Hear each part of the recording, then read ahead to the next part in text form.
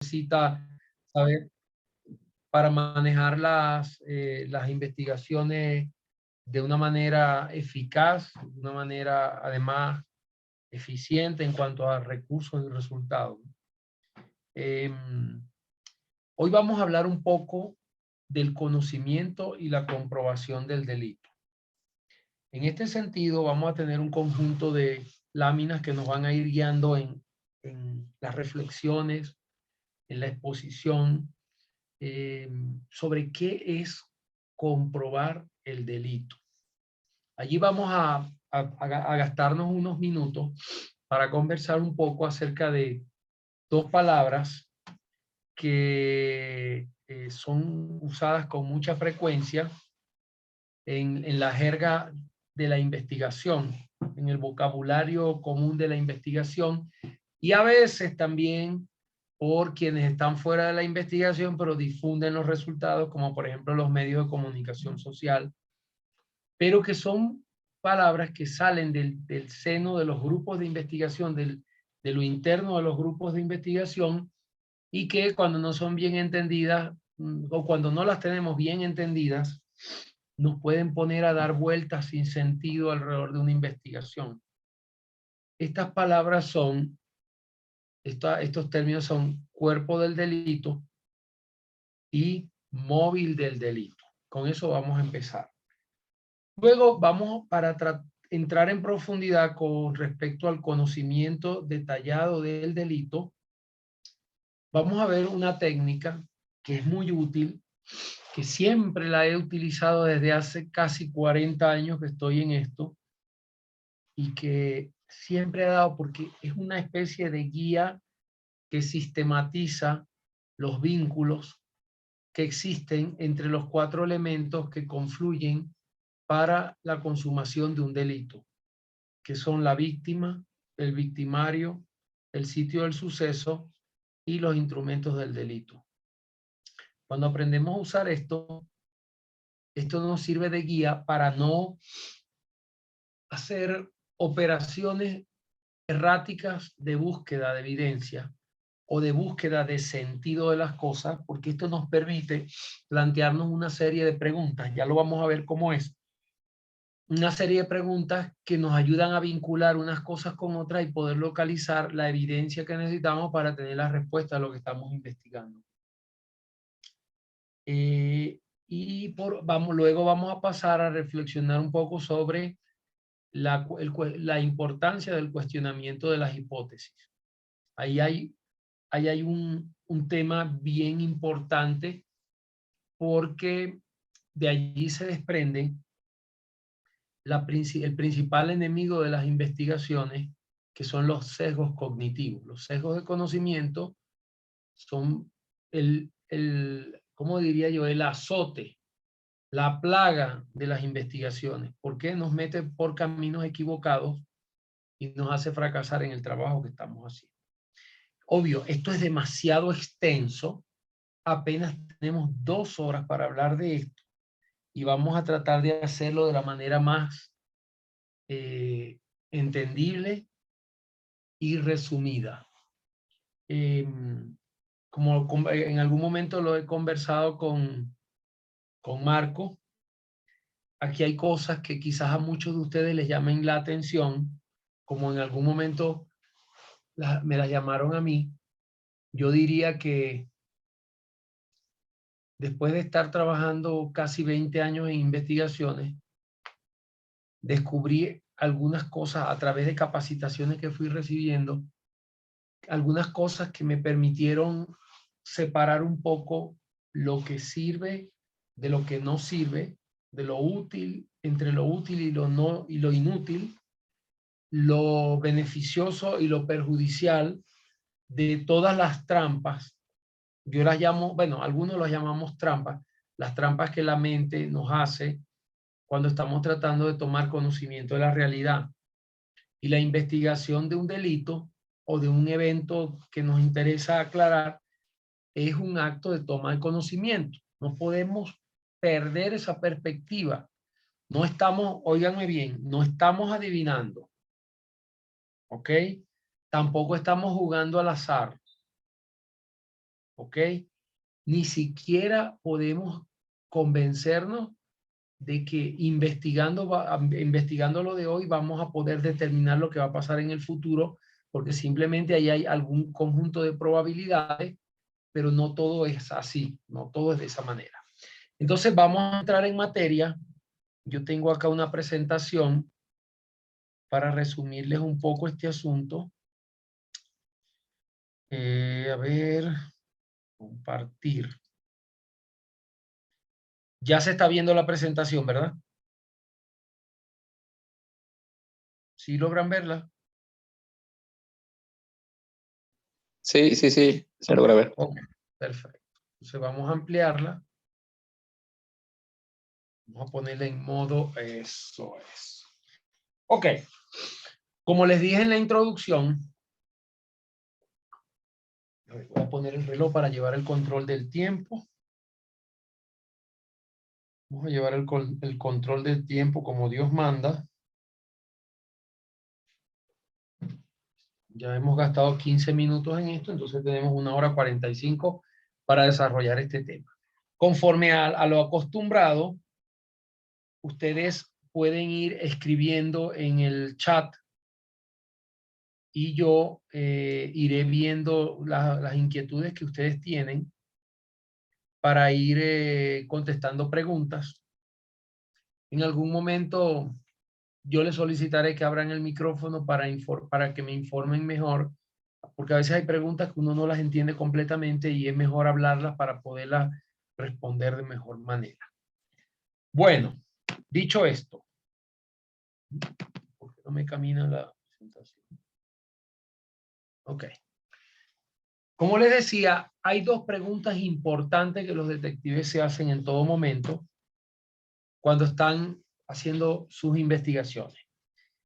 Y aquí, como se los dije en la primera clase, la de la semana pasada, aunque no somos detectives de la policía, y ahí establecimos algunas diferencias entre los detectives de la policía y los detectives privados o de empresa, los que hacemos investigaciones en empresas que no estamos trabajando efectivamente para la policía, pero es casi el mismo esquema de trabajo y tenemos casi siempre, estamos prácticamente montados en las mismas incógnitas.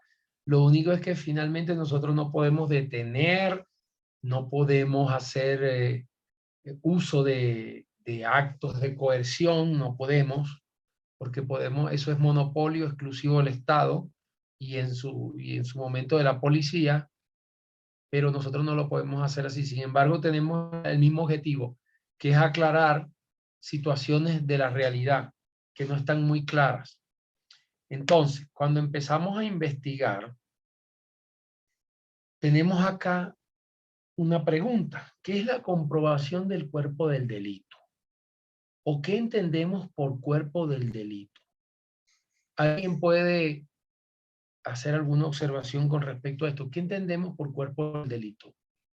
Yo lo escucho en películas, yo se lo escucho a los periodistas, se lo escucho a todo el mundo, ¿no? Y a veces hay algunos que no lo tienen claro y lo usan mal. Yo les voy a explicar cuál es el uso correcto de este término y para qué sirve dentro de una investigación. A ver, escucho opiniones. Escucho opiniones. ¿Qué significa cuerpo del delito? ¿O qué significa comprobar el cuerpo del delito? Por favor, escríbanmelo en el chat y yo les voy a ir pidiendo aclaración a quien lo vaya escribiendo, porque aquí venimos todos a aprender, ¿no? Y si alguien tiene confusión, pues va a salir, vamos a tratar de aclarársela, no. Si no lo tienen claro, pues se lo vamos a aclarar. ¿Qué significa comprobar el cuerpo del delito? ¿Quién me da alguna idea?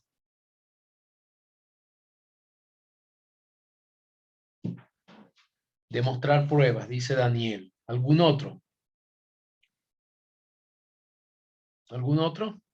¿Qué es comprobar el cuerpo del delito?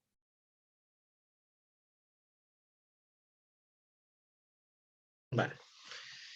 A ver, las herramientas con que se comete el delito. Cumplir con los 4 elementos. ¿Cuáles son los 4 elementos? Henry, ¿cuáles son los 4 elementos? Buenas tardes. Sí. Los cuatro elementos serían la conducta del infractor, que conste en la ley para poder seguir el procedimiento, que Ujú, no sea contraria a la ley y ujú. obviamente determinar la culpabilidad. Ok. Bueno, la culpabilidad es un tema judicial, efectivamente, que se basa en el trabajo de la policía o en una empresa cuando se va a tomar una decisión sobre la mala actuación de alguien, obviamente se basa en la investigación que se hizo internamente, ¿no? Pero miren, el tema ya les voy a explicar.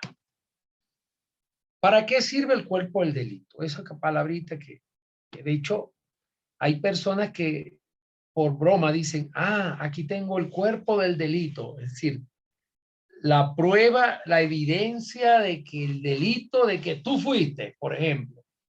Resulta de que cuerpo del delito, como pueden leer allí, es un concepto tomado del derecho procesal penal para indicar que en un juicio existe la comprobación de un acto delictivo. Entonces, yo he escuchado gente que dice, no, es que hasta que no aparezca el muerto no está comprobado el cuerpo del delito. Eso es falso, eso es falso. El cuerpo del delito no es el cuerpo del muerto. El cuerpo del delito no son unos cartuchos vacíos de una pistola. El cuerpo del delito no es un documento adulterado. Esas son evidencias del delito. El cuerpo del delito es el cierre que hace el juez a través de toda la valoración y la sana crítica que hace de las pruebas que aporta un fiscal, porque se las buscó la policía técnicamente para decir, aquí sí se cometió un delito. Es algo más o menos como eso que tú dices, los cuatro elementos. Es un cierre, es una configuración de elementos producidos por la sana crítica, producidos en la mente del juez a través de la sana crítica de todas las actas procesales para decir, aquí se cometió un delito efectivamente. Eso es el cuerpo del delito. Y pueden haber muchas, más o menos, o pocas evidencias, pero todo se trata de que las evidencias hayan sido bien analizadas, bien manejadas, bien estudiadas para poder producir conocimiento del delito. Eso de comprobación del cuerpo del delito es cuando el juez dice, no lo dice textualmente como yo lo voy a decir aquí, pero ese es el significado que conlleva cuando el juez dice, se comprueba el cuerpo del delito, es que se comprueba que efectivamente hay un delito. Y eso no tiene que ver con que sea homicidio, robo, un desfalco de dinero, una violación. No tiene que ver directamente con eso, es algo general.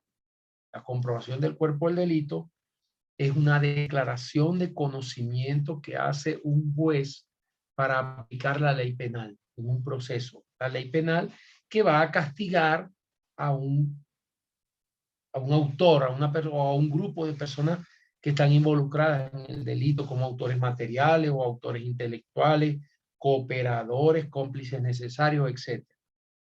Esa es la comprobación del delito, la conclusión de conocimiento de que el delito realmente se cometió.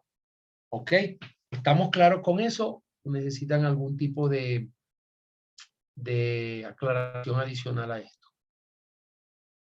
¿Está todo bien así o necesitan algo más con respecto a esto? Ok, sigamos entonces. La otra palabra, Freddy, dime Freddy. Buenas tardes para todos. Una consulta, o sea que Diga. eso pasa por manos del juez, es el juez el que concluye todo. Exactamente, así mismo es. Claro, el juez tampoco es un adivino. El juez se basa en la evacuación de pruebas que le va a hacer un fiscal para comprobarle eso. Y eso obviamente lo hace el fiscal con la ayuda de unos investigadores que tienen preparación técnica para hacer eso. ¿Ok? Pero realmente la comprobación del cuerpo del delito es un acto judicial, una declaración judicial que hace el juez. Pero yo cuando era policía, escuchaba muchas veces y yo recuerdo que había un señor que fue juez penal muchos años, luego fue asesor jurídico nacional de la Policía Judicial, y él escribió un libro, se llamaba, era el doctor Juvenal Salcedo Cárdenas. Me imagino que ya debe haber fallecido porque ya en esa época era bastante mayorcito y yo era un muchacho desde hace mucho tiempo. Y él explicaba precisamente esta doctrina del cuerpo del delito a través de una cantidad de disposiciones procesales, porque la doctrina procesal penal hablaba de la comprobación del cuerpo del delito como declaración judicial de conocimiento de la comisión de un delito.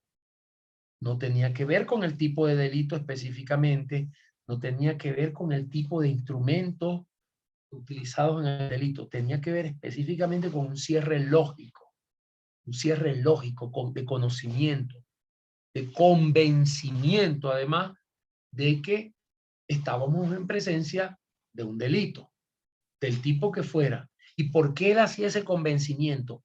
Porque el conjunto, la serie, la consolidación de pruebas, de evidencias debidamente analizadas, le llevaba al conocimiento de que efectivamente se cometió un delito. Es decir, si encontramos un cadáver en un lugar abandonado, el cadáver, quizás nos surja el heurístico de creer que hubo un homicidio, pero resulta que puede ser una muerte natural, por lo tanto no hay delito, ¿ok? Pero, ¿cómo podemos separar una conclusión de la otra? A través del análisis médico-forense que se va a hacer de ese cuerpo sin vida para saber si hubo muerte natural o fue una muerte provocada por alguien y de qué manera se provocó esa muerte. ¿Ok? Entonces, cuando ya hay el convencimiento de eso, empieza la comprobación del cuerpo del delito. Ahí está la comprobación del cuerpo del delito. ¿Ok? ¿Alguna otra pregunta? ¿Alguna otra pregunta? Bueno, seguimos. La otra, ¿qué pasa aquí? La otra, el otro término que es bastante utilizado y que debemos llevarnos claro es el móvil del delito. Con esto han hecho mucho chiste. Fíjense que si ustedes buscan en internet, en Google, móvil del delito, fíjense dónde está la equivocación. Y esto es viejo, esto no es de ahora, esto es antiguo. El móvil del delito. Ahorita ustedes buscan, como están de moda los ciberdelitos, es decir, los delitos que se cometen a través de la internet, que si sustracción de dinero, suplantación de identidad, el hackeo, te roban las fotos, te roban las claves de las cuentas bancarias, en fin, el hackeo que llaman. Entonces usted busca, me dio mucha curiosidad cuando estaba investigando para preparar esta clase, me di cuenta que uno busca, por ejemplo, en Google, móvil del delito, y casi todo lo que le aparece son informaciones relacionadas con teléfonos celulares, la forma como son utilizados los teléfonos celulares para cometer los delitos. Obviamente, eso es un manejo inexperto, un manejo inadecuado del término.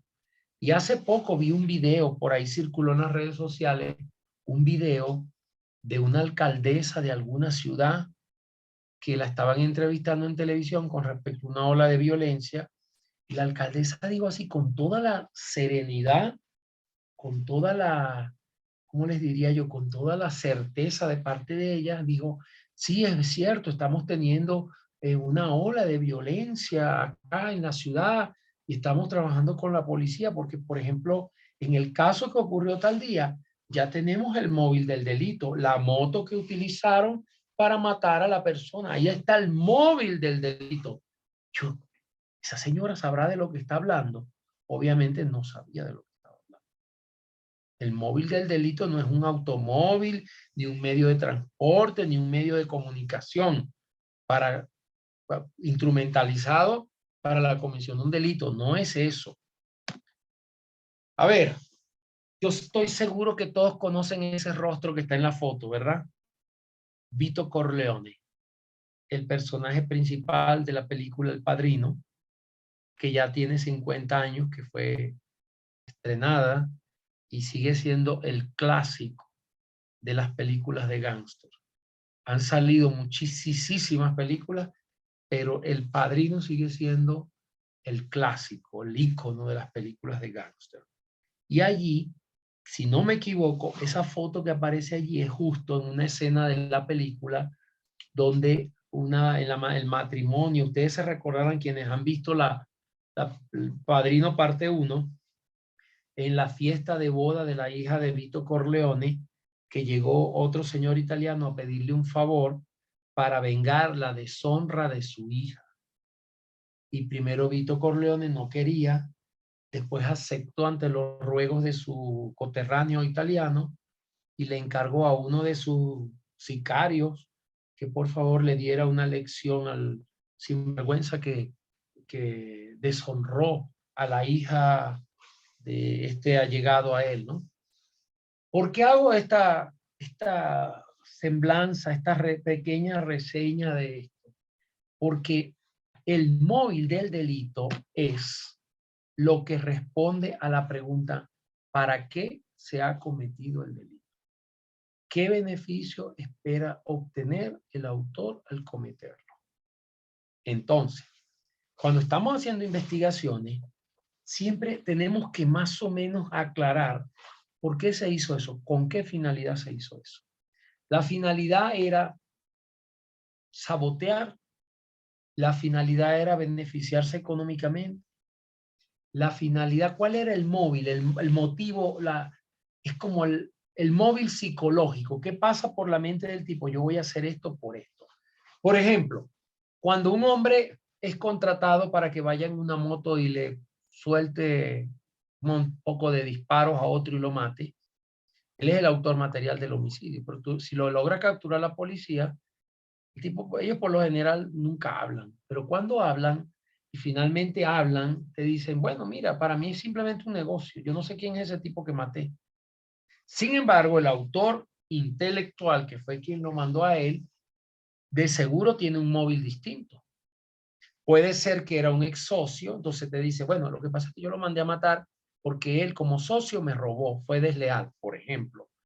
Puede ser también una persona que la maten y la mandan a matar personas que tienen negocios, o puede ser por venganza, puede ser para facilitar un negocio, en fin, pueden ser 1000 cosas las que motivan psicológicamente la planificación y la comisión de un delito. Y en las investigaciones corporativas también tenemos eso.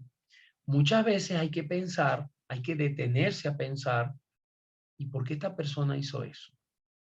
Uno le pregunta, yo muchas veces lo he hecho, ¿y usted por qué hizo eso? Usted no sabe el problema en que se iba a meter. Y allí, con un poco de asertividad, cuando se hace el interrogatorio o la entrevista, como lo quieran llamar, con respecto a eso, que si es interrogatorio o entrevista, hay doctrinas que separan, alejan, acercan esos dos términos, siempre diferenciándolos. Cuando uno está haciendo ese acto de comunicarse y averiguar directamente con la persona, en la medida que uno es asertivo con ellos, logra que ellos expliquen ciertas cosas. Obviamente, mi consejo siempre es, lo que te digan, confronta. Sal y lo averiguas con otra, confronta, es decir, hazle el cruce para ver si esto que te dicen aquí tiene pertinencia con esto que tú encontraste acá. Por ejemplo, rápidamente les refiero un caso que en alguna ocasión tuve que salir a investigar en un banco, que era un faltante de dinero en la caja principal de una oficina bancaria. Y la persona a cargo de esa caja principal era una señora. ¿Cómo nos dimos cuenta de lo que pasó? Bueno, porque en una auditoría, que se hacen en los bancos periódicamente auditorías, ciclos de auditoría, había un faltante. Así, cuando hicieron el cuadre de las cuentas, aquí faltan 11 millones de bolívares. Eso hace mucho tiempo.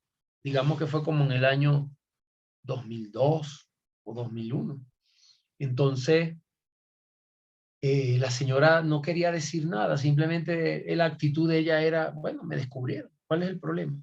Si hablo o no hablo es lo mismo, porque ya me descubrieron. Y la descubrieron simplemente por auditoría, pues. Aquí debe haber tanto, pero no hay tanto. Las diferencias son 11 millones, más o menos, un poco más, un poco menos, pero por ahí andaba. Con un poco de asertividad teníamos que asegurarnos de por qué pasó esto. ¿Saben por qué en las investigaciones corporativas hay que ahondar un poco en la investigación del móvil? ¿Saben por qué? Porque siempre cuando se aclara el móvil, casi siempre cae en una categoría de riesgo de personal, de riesgo de procesos, de riesgos externos, de riesgo de cumplimientos normativos o de riesgos tecnológicos. Siempre ese móvil nos ayuda a clasificar finalmente el resultado del caso como la materialización de un tipo de riesgo dentro de los procesos de la industria, sea banco, sea una compañía petrolera, sea, no sé, una compañía de seguro, donde quiera que usted esté haciendo la investigación. Porque todas las compañías están sometidas a riesgos operacionales que afectan el patrimonio. De alguna manera terminan afectando el patrimonio en forma directa o indirecta. Pero en la medida que hurgamos, que buscamos un poco más a ver dónde está el móvil del hecho, por qué se hizo, qué pasó por la mente del empleado cuando hizo eso, podemos descubrir cosas muy interesantes que son insumos importantes para la prevención de nuevas afectaciones en la empresa o al cliente al que le estamos haciendo la investigación. Entonces tengan mucho cuidado con eso, les repito, comprobación del cuerpo del delito, porque aunque una investigación interna no vaya a parar a una fiscalía, yo he trabajado en compañías donde la política es no denunciar a la policía y tratar de resolver el problema internamente, porque cuando vas a la policía casi siempre se enteran los periodistas, entonces hay el titular y hay compañías que prefieren perder el dinero y no la fama. Entonces, pero igualmente, cuando hacemos la investigación interna, debemos tener claro la comprobación del hecho que estamos investigando, así como cuando un detective de la policía trata de hacer, de consolidar todos esos elementos de prueba para entregárselos al fiscal y lograr que condenen al autor, que declaren la culpabilidad del autor. Ok, seguimos entonces. Vamos a hablar ahora del conocimiento detallado del delito. Esto es bastante importante. A ver, la palabra conocimiento, que significa algo así, yo recuerdo que en un texto clásico que se llama La teoría del conocimiento de Johannes Hessen, un autor, yo no sé si llamarlo neerlandés, holandés, creo que él nació en Amberes, que es hoy día en Países Bajos, filósofo del conocimiento, más o menos como del siglo 17 o 18, escribió un librito que se llama La teoría del conocimiento, donde explica de una manera muy clara qué es el conocimiento. Pero obviamente él se estaba basando en aquel momento en los grandes avances del método científico basado en el racionalismo. Entonces, ¿cómo definió él el conocimiento? Lo definió como la aprehensión intelectual, una relación de aprehensión intelectual entre un sujeto cognosciente y un objeto cognoscible. Era una cuestión unidireccional. Mi mente es capaz de reconocer este objeto, porque yo tengo conocimiento de que esto se llama grapador. O yo encuentro esto sobre mi mesa, inmediatamente mi cerebro traduce que esto es una calculadora, que es un registro intelectual que yo tengo en mi mente, un acto de validación. Así lo vio Johannes Hessen. Es un libro clásico, un librito muy importante, muy interesante. Es una perspectiva. ¿Ok? Sin embargo, la base del conocimiento es la diferenciación de formas, la distinción de formas. ¿Ok?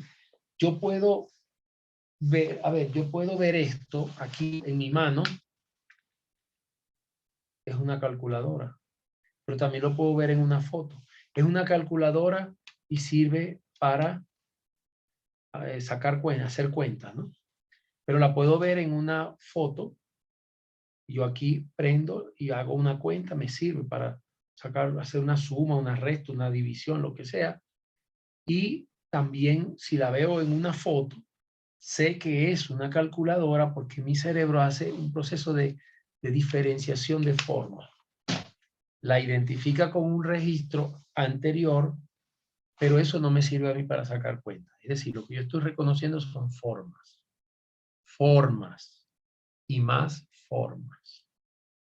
Y si yo voy por la carretera y veo una nube y me la quedo mirando y digo, wow, mira ese elefante, mira ese elefante. No, eso no es un elefante.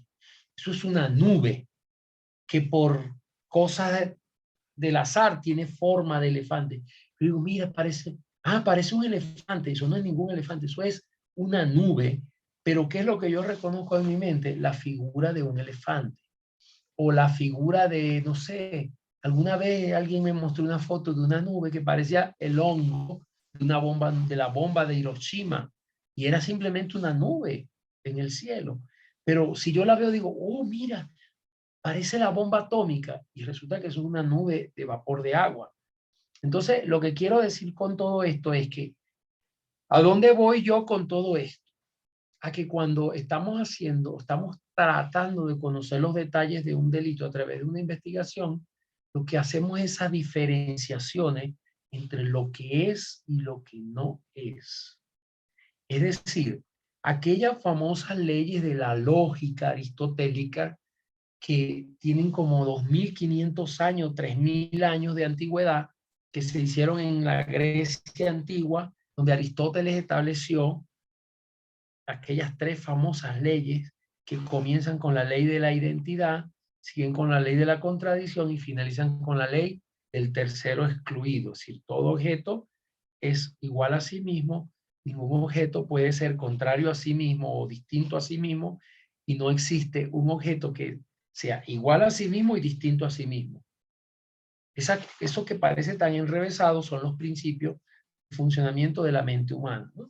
que obviamente Aristóteles, filósofo clásico, logró identificar esos patrones de pensamiento, pero luego los científicos, los filósofos y hombres de ciencia posteriores se tardaron como 2000 años en traducir eso matemáticamente, y eso hoy día es la base del lenguaje binario de las computadoras. Llevar eso a términos matemáticos dio ese excelente resultado. Cuando nosotros estamos frente a una realidad como es la investigación de un delito, tenemos que tener unos esquemas para vincular y desvincular cosas. ¿Ok? Porque si no nos perderíamos, y si bien hay delitos que son muy simples, muy fáciles de entender, también hay algunos que son, la mayoría son sumamente complejos. Entonces, no podemos estar tirando moneditas para saber si esto es o no es. No podemos jugar al azar. Tenemos que jugar a la lógica, que es esa lógica que viene de allá, de la lógica aristotélica, y que es lo que le da fundamento a nuestros pensamientos, a nuestras inferencias, a nuestros procesos de cognición, de conocimiento de las cosas. Entonces, yo aquí les voy a mostrar un esquema que aprendí hace muchos años con un profesor que tuve en el Instituto Universitario de Policía Científica, donde estudiamos los funcionarios de la policía. El comisario, recuerdo, un hombre notable y muy sabio, el comisario Eduardo Rojas Ochoa, y él nos decía, él era experto en criminalística, en técnica policial, en investigación de evidencias, ¿no? Y él nos enseñaba que había unas correlaciones lógicas entre los 4 elementos que entran en interacción cuando se está ante un delito. Entonces, paso a explicarles esto, vamos suavemente, porque yo esto lo he hecho con otros alumnos, y luego hacemos ejercicios para ver si lo entienden, y la gente termina confundiendo unas cosas con las otras. A ver, siempre un delito tiene una víctima, sea directa o indirecta. Por ejemplo, los delitos ecológicos. Si talan un bosque, ¿por qué eso es delito si ahí no hay ninguna persona en particular afectada? Ni una persona natural ni una persona jurídica, ¿no? Bueno, porque hay una tendencia en los últimos años a reconocer, además de los derechos individuales, unos derechos que son difusos. Por ejemplo, la calidad de vida. Todos, hablar de que la calidad de vida es un bien jurídico protegible nos lleva a pensar si efectivamente todos entendemos lo mismo como calidad de vida, porque hay algunos que nos conformamos con menos que otros y hay algunos que somos más exigentes que otros en cuanto a calidad de vida. Pero digamos que esos derechos difusos en la sociedad, como por ejemplo el derecho a vivir en un ambiente libre de contaminación o un ambiente, digamos que ese bosque, su funcionamiento biológico produce oxígeno y aire puro para la calidad de vida de las comunidades que lo rodean. Entonces, talarlo o quemarlo afecta indirectamente, esos derechos afecta indirectamente a la comunidad a través de la vulneración de, el derecho a vivir en un ambiente libre de contaminación. ¿Okay? Ahí se las pongo de la manera más complicada. De la manera más sencilla, obviamente, si alguien se roba una tarjeta de crédito y logra averiguar la clave y sustraer el dinero, está cometido un delito patrimonial contra una persona en particular. Pero si asaltan un banco, están afectando a una persona jurídica, una sociedad mercantil, a la que también se le reconocen derechos en las constituciones de la mayoría de los países del continente.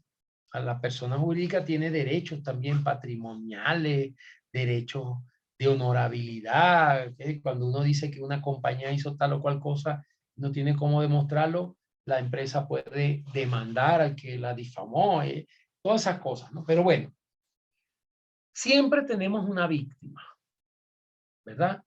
Y siempre tenemos un victimario.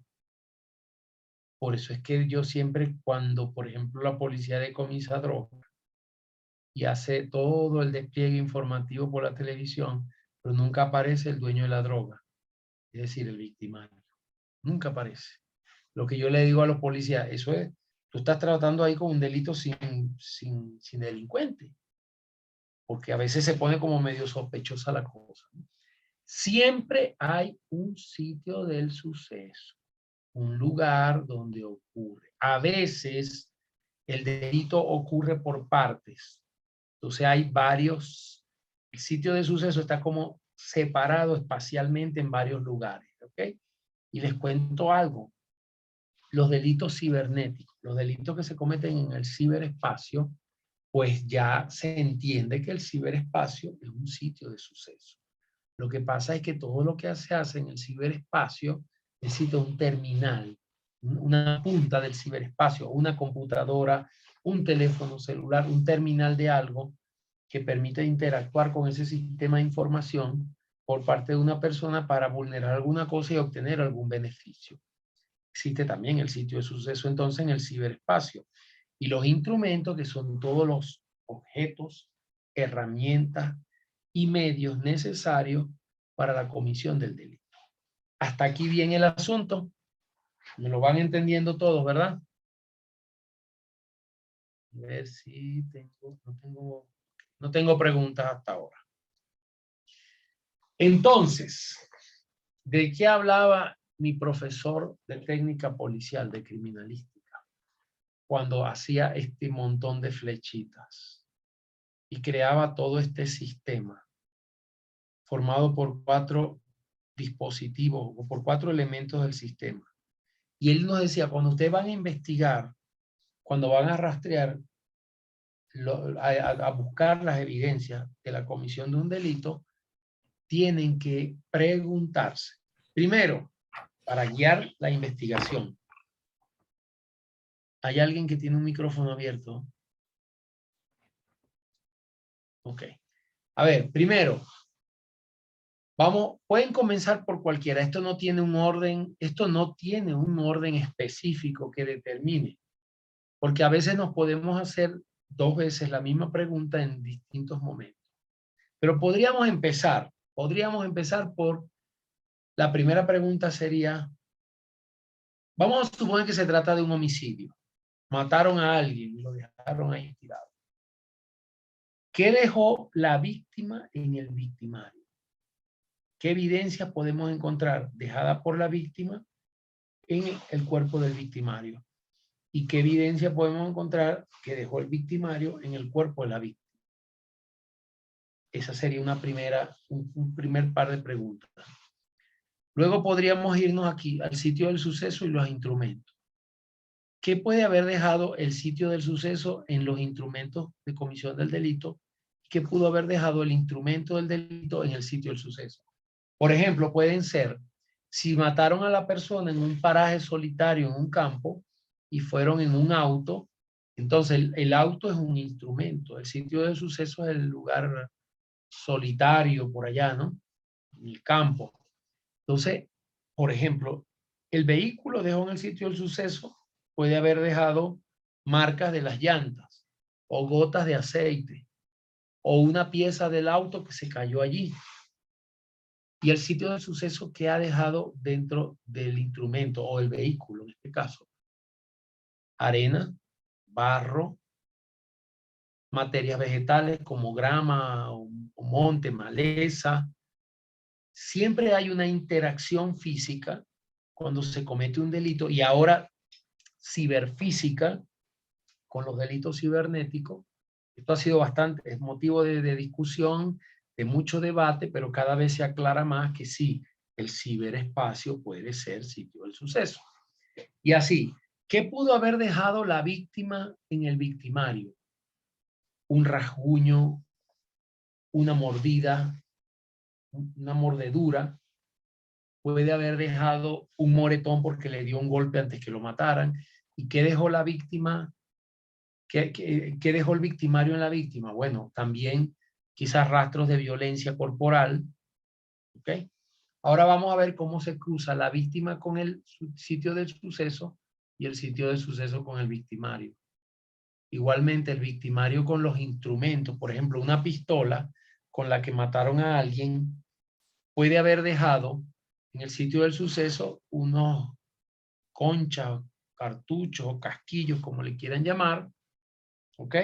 Quizás el sitio del suceso no le haya dejado nada a ese instrumento, a esa arma, pero el victimario, por ejemplo, le dejó sus huellas digitales y a la vez el instrumento, que es la pistola, le dejó rastros de pólvora al momento del disparo, de la deflagración de la pólvora, y así sucesivamente. ¿Qué ha dejado los instrumentos en la víctima? Sí, obviamente, la pistola, el disparo, pues un plomo, un proyectil en el cuerpo de la víctima. ¿Y qué ha dejado la víctima en el instrumento? ¿Quién sabe si en algún momento logró la víctima quitarle la pistola al matón, al asesino, y luego este se la volvió a quitar y encontramos ahí huellas de la víctima y al mismo tiempo del victimario, que nos van a guiar cuando cuando encontramos que hay huellas de uno y del otro. A los investigadores nos toca, wow, esto hay que aclarar lo que pasó aquí.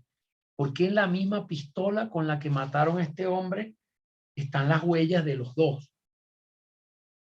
¿Correcto?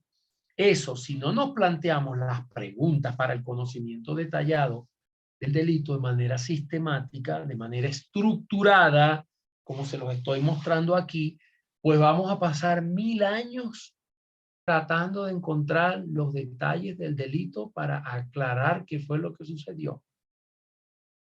Esto es una herramienta de conocimiento para el conocimiento detallado del delito demasiado, demasiado, demasiado importante. Quizás hayan algunas otras. Esta a mí me parece que es muy sencilla, pero esto, como les dije, nos permite localizarnos en un mapa de información estructurado, no al azar, no adivinando, no haciendo suposiciones espontáneas, intuitivas y hasta alocadas. Nos permite llevar en orden las correlaciones lógicas del delito para la investigación.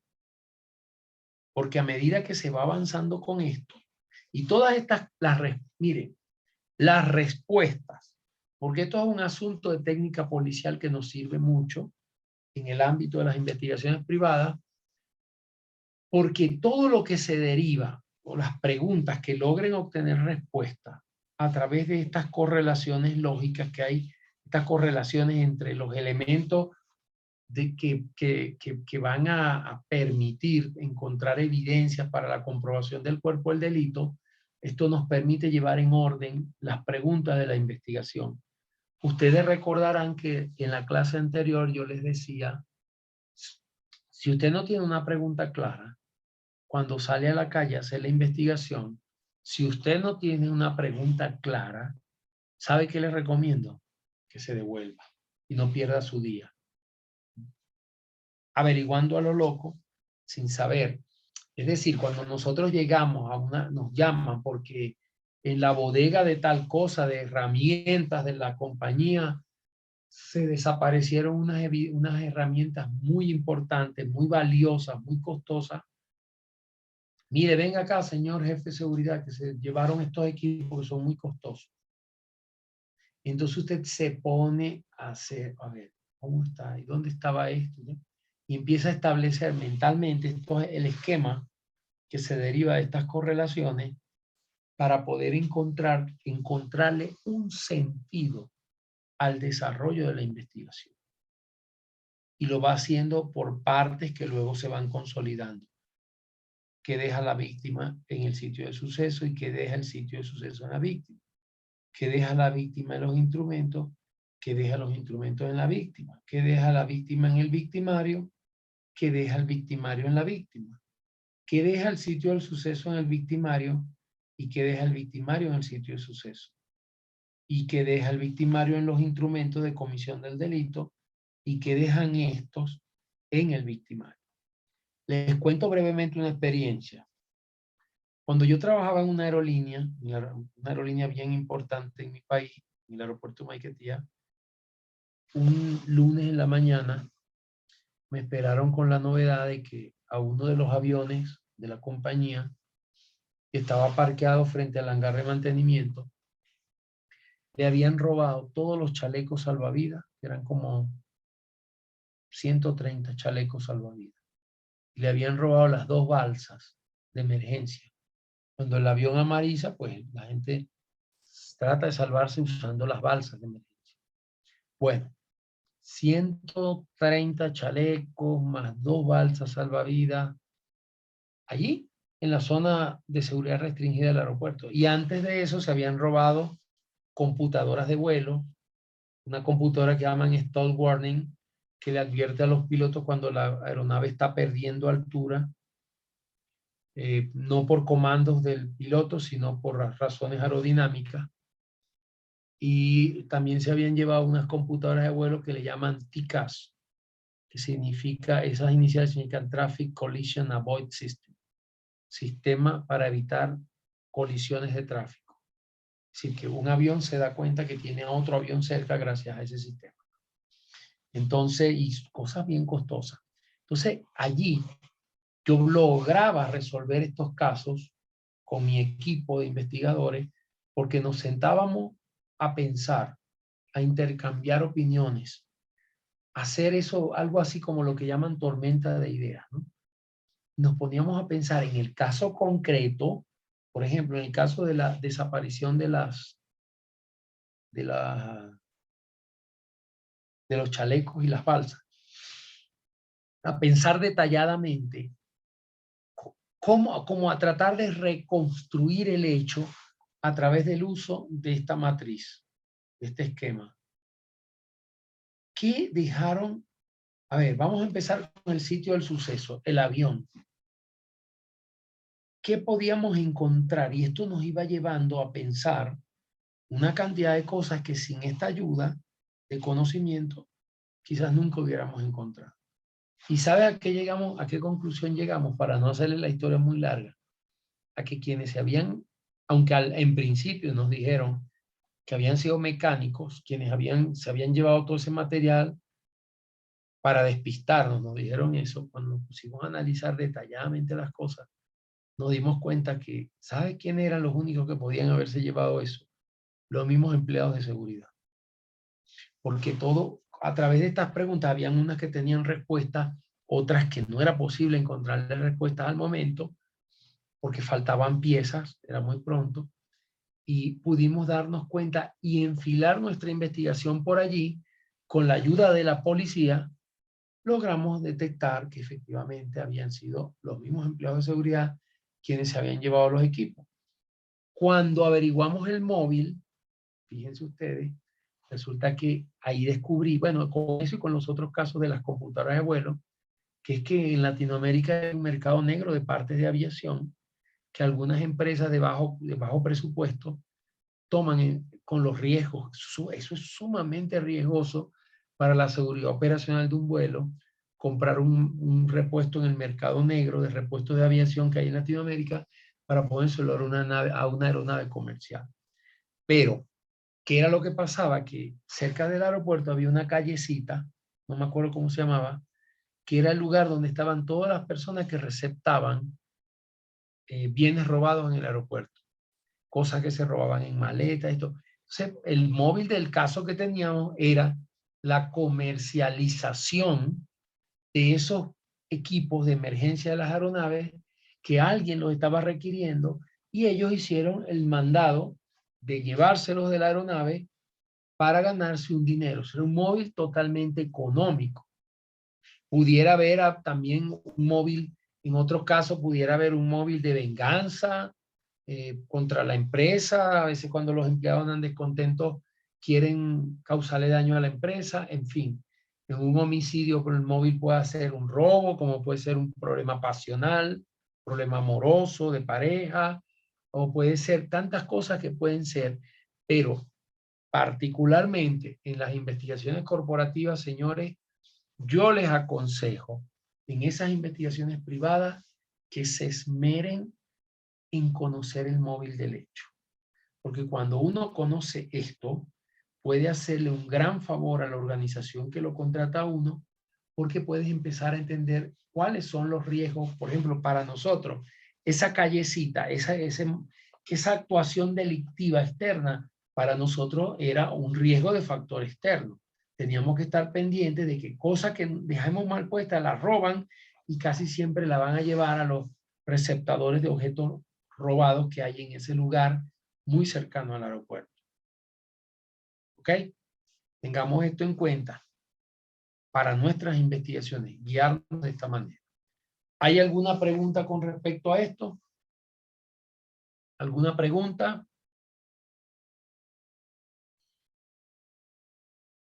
¿Todos van entendiendo?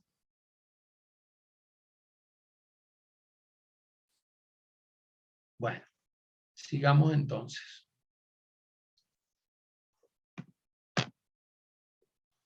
¿Por qué no quiere caminar? Continuando con esto, el conocimiento detallado del delito a través de la investigación, hay dos cosas que yo necesito que ustedes lleven claro por qué se hace esto. ¿Por qué se utiliza una herramienta de conocimiento como esta que hemos visto acá en la lámina anterior? ¿Por qué eso se hace? Ok. Por supuesto, el conocimiento detallado del delito se tiene que basar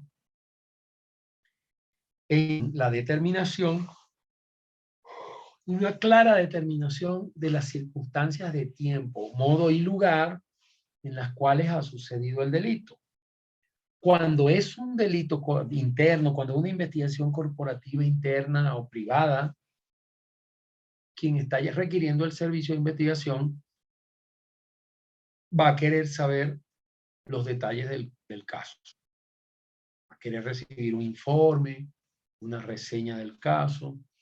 Y en esa reseña del caso, ustedes tienen que tratar de presentar todas las inferencias de la ejecución del delito en circunstancias de tiempo, modo y lugar. ¿Cuándo se cometió? ¿En qué momento? cómo se hizo, es decir, el modo, el lugar donde se cometió, y conjugar estas tres cosas para dar una versión completa de las circunstancias de ocurrencia del delito. Tiempo, modo y lugar. ¿Ok? La segunda, ya tenemos las preguntas, la mayor parte de las preguntas inspiradas en la correlación del delito, lo que les mostré en la lámina anterior.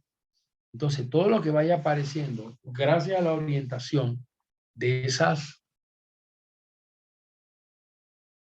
preguntas, las respuestas de esas preguntas y las evidencias que se van encontrando gracias a esas preguntas, se manejan a través de la criminalística. Por ejemplo, encontramos un cartucho vacío de arma de fuego. A menos que yo conozca mucho de armas, yo podría decir, ah, mira, esto es de una pistola calibre 45 o calibre 9 milímetros o calibre 7.65, en fin, el calibre que sea. Pero si yo no sé cómo identificar eso, tengo que buscar a un experto en balística que sí sepa reconocer de qué tipo de bala, de qué tipo de calibre es ese cartucho. Y muchas otras cosas más que se pueden analizar a través de la criminalística, que como les dije la vez pasada, la criminalística es el conjunto de técnicas basadas en la aplicación de ciencias naturales como la física, la química y la biología para la investigación de los delitos. Eso es la criminalística. Cuando un médico es experto en tanatología forense, que es el estudio de los cadáveres, para poder decir este cadáver tiene tanto tiempo, este cuerpo tiene tantas horas que perdió la vida, o decir este cuerpo estuvo sumergido tanto tiempo, o en fin decir esta persona fue estrangulada, porque aquí tiene las señales. El médico hace uso de la ciencia médica que está basada en la biología. Si yo quiero saber, por ejemplo, no sé, encuentro unos trozos de algún material que no puedo identificar en el sitio del suceso, yo tengo que recolectarlos.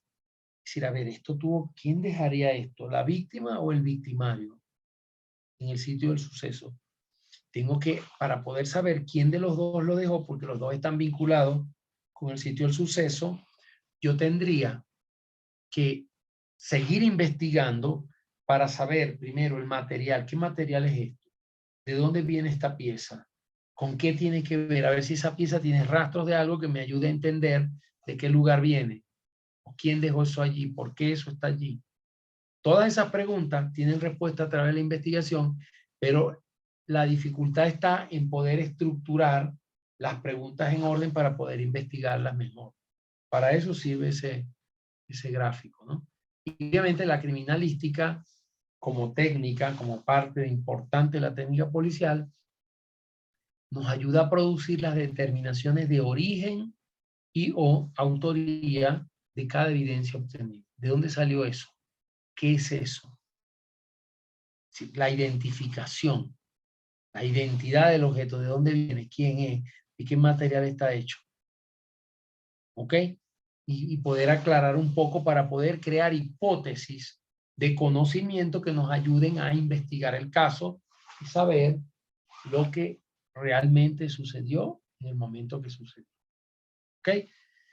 La vez pasada les hablé a ustedes de lo importante que era tener una hipótesis bien hecha para poder resolver el caso. ¿Por qué? Porque, a ver, la hipótesis es parte del conocimiento del caso. Es una parte supuesta. Es una parte que está sujeta a comprobación. Cuando uno dice, es que tuvo que haber sido, como de lo que les contaba, cuando nosotros estábamos tratando mentalmente, y gracias a los gráficos de correlaciones, de reconstruir mentalmente lo que sucedió, lo que estábamos era construyendo una hipótesis. Y esa hipótesis luego había que hacerle comprobaciones a través de otras investigaciones a la hipótesis, verificando con las evidencias, verificando con las versiones de otras personas, testigos, informantes, etcétera, ¿no? Pero las hipótesis, les repito, son una herramienta fundamental en la investigación. Que son, primero tenemos las preguntas que nos hacemos sobre el caso y las respuestas, las posibles respuestas a esas preguntas son lo que llamamos hipótesis. Son respuestas creadas mentalmente en base a evidencia para tratar de conducir la investigación y llegar a la verdad. ¿Ok? ¿Me entienden perfectamente para qué sirve una hipótesis? ¿Quiénes me están oyendo? A ver. Perfectamente. Sí, sí, profe. Estamos escuchando, profe, si estamos escuchando, licenciado. Estamos Estamos Muchas gracias. escuchando bien, sin problema. Muchas gracias. Entonces, Todo sepan, si usted no tiene... Ok, muchas gracias a todos, muchas gracias. Como estaban tan calladitos, pensé, wow, ¿será que estoy hablando solo? Pero no, ya veo que están muy atentos a lo que estoy diciendo. Muy interesante, como que tratamos de adquirir más. Gracias. Ok, Más. entonces, sí, perfecto, muy bien. Ok, continuemos entonces. Les repito una vez más y con eso pasamos al siguiente punto. Primero, háganse las preguntas correctas sobre la investigación. Segundo, dejen trabajar la mente para crear un conjunto de hipótesis que puedan competir entre ellas para seguir guiando la investigación y poder llegar a la verdad final del asunto. Pero, aquí viene un pero, el cuestionamiento de las hipótesis. Esto es muy importante que ustedes entiendan lo valioso que es saber cuestionar las hipótesis de investigación, porque no quiere decir que porque ustedes vieron un conjunto de evidencias, se crearon una hipótesis, ya eso es verdad. Esto tiene que ir a una segunda comprobación. Esa segunda comprobación, les cuento, es la forma más segura que existe para evitar los sesgos de conocimiento, de los cuales se cargan las hipótesis. Las hipótesis, por lo general, están sometidas al riesgo de llevar sesgos. ¿Sesgos qué significa? ¿Quién sabe qué significa la palabra sesgo? ¿Quién me dice algo de la palabra sesgo? Rápidamente, sin salir a buscar el diccionario. ¿Qué significa la palabra sesgo?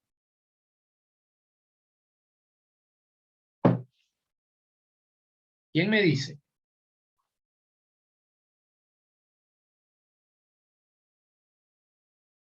¿Quién me dice? Ok. Yo mismo les voy a decir lo que significa la palabra sesgo. Sesgo es un prejuicio. Sesgo es la adquisición de un conocimiento errado porque viene de una mentalidad preconfigurada. Se los explico mejor. Cuando uno quiere, cuando uno tiene metida una idea en la cabeza, por ejemplo, todos los expresidiarios son ladrones. Todos los expresidiarios, después que salen de la cárcel, siguen siendo ladrones. Eso es un prejuicio. Porque puede haber alguno que después que salió de la cárcel no quiso ser más delincuente. Porque todos los que salen de la cárcel reinciden en los delitos. Entonces, si se robaron algo y tenemos un vecino que acaba de salir de la cárcel, en el primero que vamos a pensar es en él. Eso es un sesgo. Eso es un sesgo. Podemos tener la hipótesis de que él fue, pero esa hipótesis hay que someterla a comprobación. Y puede que quien en verdad se robó todo era el tipo que nunca había estado en la cárcel y no el hombre que ya estuvo. ¿Ok? Eso es un prejuicio muy común donde nuestra mente trata de adaptarse, es un sesgo donde nuestra mente trata de confirmar lo que ya tiene preconfigurado. Más adelante se los voy a nombrar, se llama sesgo de confirmación. Entonces, cuando ya yo creo que fue esta persona, toda la investigación la guío hacia demostrar que fue esa persona. Eso es un gravísimo error. Eso no se debe hacer así. ¿Cómo hacemos para evitar ese tipo de cosas que es tan común que pase? Bueno, muy sencillo. La orientación es la falsabilidad de la hipótesis. Es decir, nosotros podemos crear un conjunto de hipótesis de las cuales una va a ser que el vecino que estaba en la cárcel es el principal sospechoso. Pero en lugar de ir a comprobar que él es el ladrón que estamos buscando, deberíamos tratar de ver si esa hipótesis es cierta, en lugar de tratar de confirmarla. Entonces, yo no sé si ustedes han visto, porque yo sí lo vi muchas veces y yo trabajé en la policía y yo veía que eso pasaba, cuando los jefes de policía estaban frente a un caso importante que estaba en la opinión pública y los periodistas le decían, comisario, ¿y qué sospechas, qué investigaciones, qué sospechas tienen ustedes con respecto al homicidio que acaba de ocurrir? Y siempre respondían de la misma manera, decían, bueno, tenemos varias hipótesis que en este momento estamos descartando. Es decir, la actividad del investigador es buscar una evidencia que descarte la hipótesis que él mismo se propuso. Y si no logra, o si las evidencias que tiene, ninguna es capaz de desvirtuar esa hipótesis, entonces la hipótesis adquiere valor. Pero si hay alguna evidencia, por ejemplo, el vecino que estuvo en la cárcel, una de mis hipótesis es que el ladrón es él. Salimos a verificar, a descartar la hipótesis, el mindset, es decir, la mentalidad es a desvirtuar la hipótesis y no a confirmarla, porque el sentido de confirmación nos mete en error, nos lleva al error, sino que tratemos de, entonces vamos a averiguar, ok, hipótesis 1, el vecino que estuvo en la cárcel. Y cuando seguimos investigando encontramos que ese señor, el día del robo, estaba hospitalizado porque tenía, no sé, coronavirus. Y hay evidencia en el hospital de que ese hombre estaba en el hospital internado porque estuvo enfermo.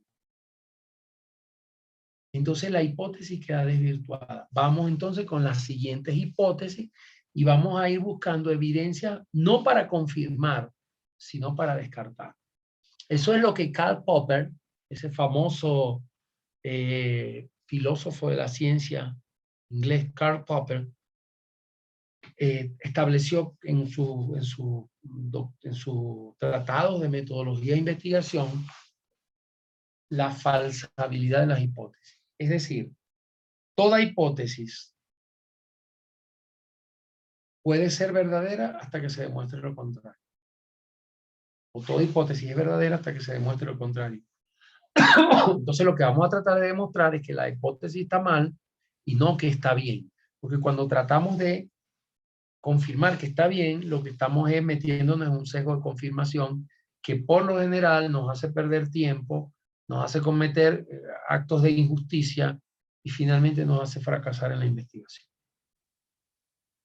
Yo recuerdo que hubo un caso muy famoso, cuando yo estaba joven, un caso de un secuestro de un jovencito que tendría para la época unos 15 años en mi ciudad, en Maracaibo.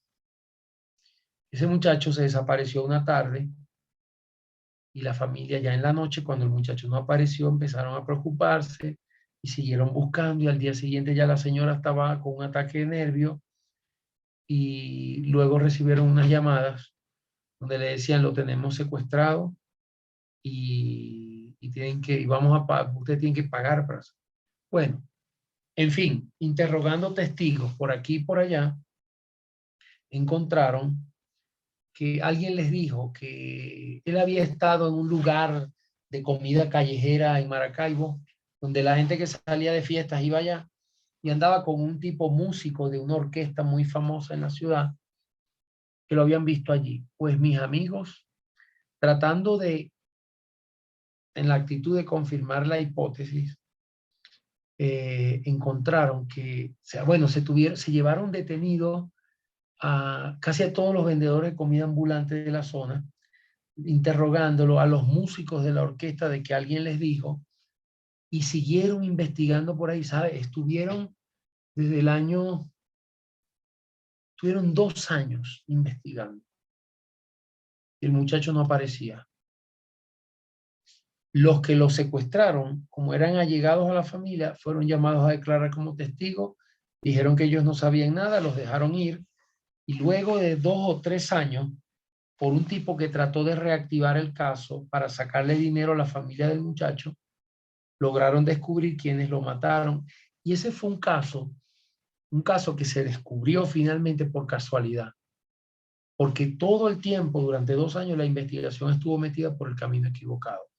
Y en los casos de secuestro, lamentablemente se presentan mucho estas situaciones, que los sesgos cognitivos hacen que los investigadores se metan por caminos equivocados porque les cuesta trabajo a veces hacer falsabilidad de sus propias hipótesis. Están tan convencidos en que ellos saben lo que están haciendo que no dudan de sí mismos, y el investigador tiene que darle valor a la duda de lo que él piensa. Poder considerar la posibilidad de su propio error y trabajar en la investigación sobre su propio error le lleva a un camino más seguro para poder encontrar realmente la respuesta a lo que está investigando. ¿Ok? Bueno. Entonces, estamos claros con esto. Es la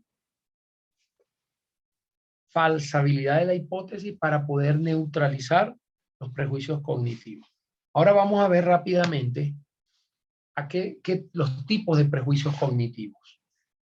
Yo les decía la semana pasada que conocemos o hemos trabajado con 4 tipos de prejuicios cognitivos o de sesgos cognitivos, sesgos de conocimiento. O sea que la mente humana está tratando constantemente de crear conciencia con respecto a su entorno, es decir, al mundo que está afuera.